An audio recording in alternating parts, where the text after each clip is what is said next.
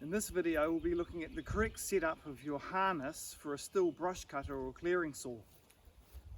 We'll be looking particularly at the double shoulder strap style of harness. STIHL manufactures a number of different harnesses, from this as an example is Advanced Universal. We have some slightly more deluxe versions, and we have some more basic versions, but I'll be covering off the key principles that you want to get right.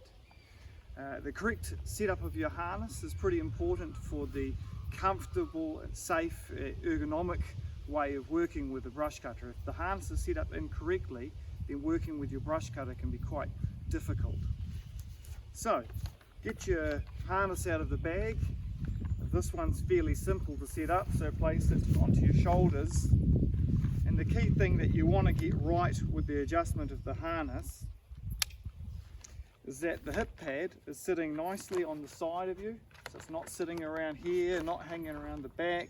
It's sitting perfectly on the side, and when you place a bit of weight down on it, you want to feel that there is a reasonably even uptake of that weight into both the shoulder pads. If one's tighter than the other, doing more, so you want it all fairly set up.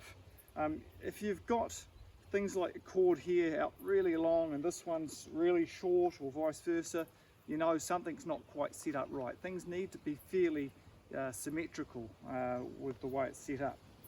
Okay, the other tip, there's your belt line. You want to get the hook, this is your hook here on the side of the pad, the hip pad. You want that hook a good hand width below your belt line, as a general rule of thumb. Okay, so we have our FS 460 here. You can see that there's also a number of different hook holes. This is common for our clearing saws.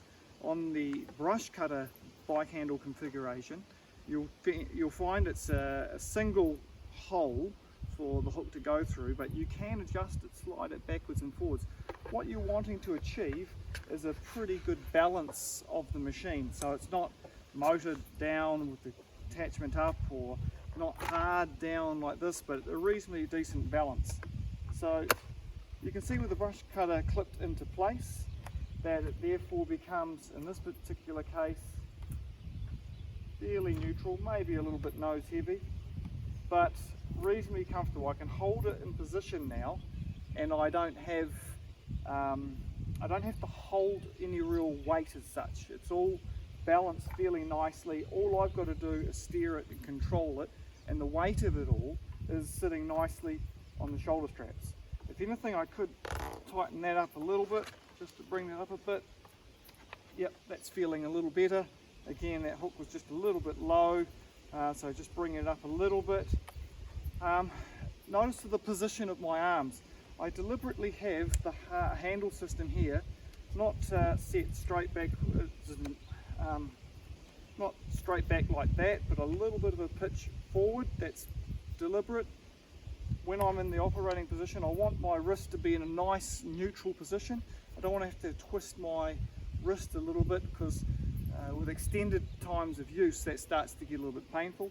So that's in a nice neutral position there. And not only that, now when I'm working with it, my arm has got a slight bend in it. I'm not locked out forward like this. I'm not all hunched up. I've got my arms out. There's a slight bend in my arm. That means I've got a range of movement available to me, and I don't have to work at it. I can stand upright, straight back, looking forward, and work with the brush cutter. That's the correct adjustment. Now, another really handy tip to know, this little orange on some of our harness systems, it's a little black tab, but this little plastic orange piece here is there to help stop accidental unhooking of the hook from the actual brush cutter or clearing saw. But getting that off can be a little tricky, and you find people trying to do this. All you do is take the fingers, place it underneath here, your thumb on top of it, and squeeze, and it comes off. I can hook it back in place, try a different hole, pretty good. Fingers under here, thumb on top, squeeze, and that's it. So those are some of the helpful tips to set up and work with a harness for your STIHL brush cutter or clearing saw.